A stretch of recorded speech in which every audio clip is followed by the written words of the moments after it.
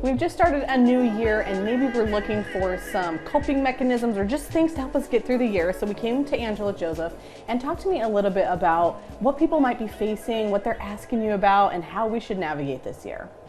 Well, first of all, thank you so much for having me. And I think it's a great question. And I think most people who are looking to figure that out don't really know where to look right now or where to even begin. And I think coming 2 years out of a pandemic like this, all of us are in a space of, I need change. Okay, so I think it's important that we don't start with extremes.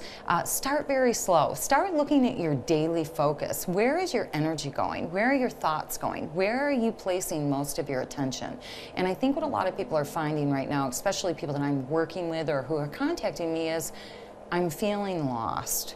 I don't know where I should focus. I don't know if I like my job anymore. I'm not sure what I'm doing right for my health right now. Am I taking the right supplements? Should I be working out? Should I go back to a gym? These are all questions. There's so many convoluted answers around them. So really just bringing everything down, finding a way to bring your life into like a Zen moment, deep breathing, closing your eyes and just for 3 to 4 minutes listening to your heartbeat. We have had constant change, constant non-familiar environments around us, which make us feel unsure. So everything that as humans we've had that has made us feel secure and safe in the world has been ripped away from us.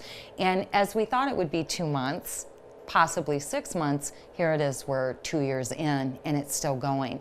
So most humans right now have been triggered to recognize, wow, everything that I thought was safe or real may not be. Okay, so now the gift of that can be I can create the life that feels authentically very good for me.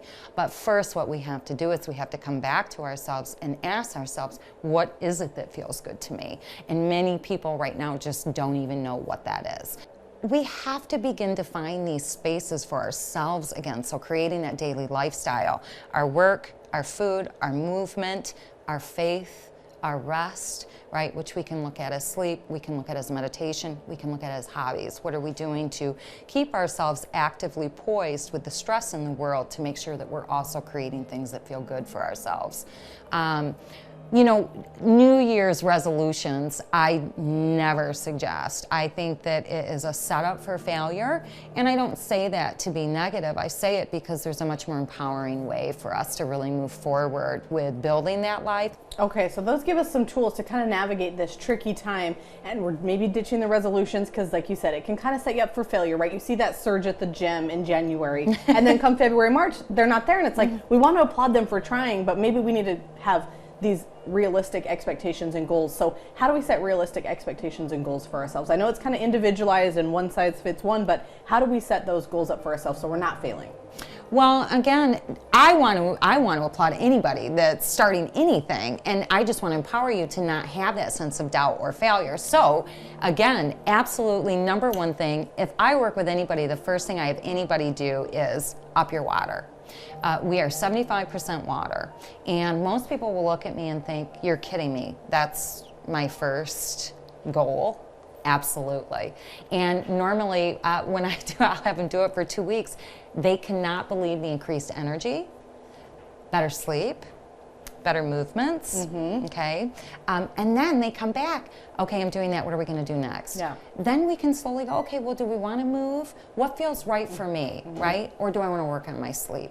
And we begin to slowly integrate and add. So again, I like the aspect of adding a new goal every week or every 2 weeks. Again, looking at those 5 fundamental areas: food, movement, sleep, rest, and work. All right, so you've given us some great tips and we're trying to make sense of it all. What if it's kind of too overwhelming for us? Are there resources out there available for people trying to navigate this year, but they're just feeling way too overwhelmed? Absolutely.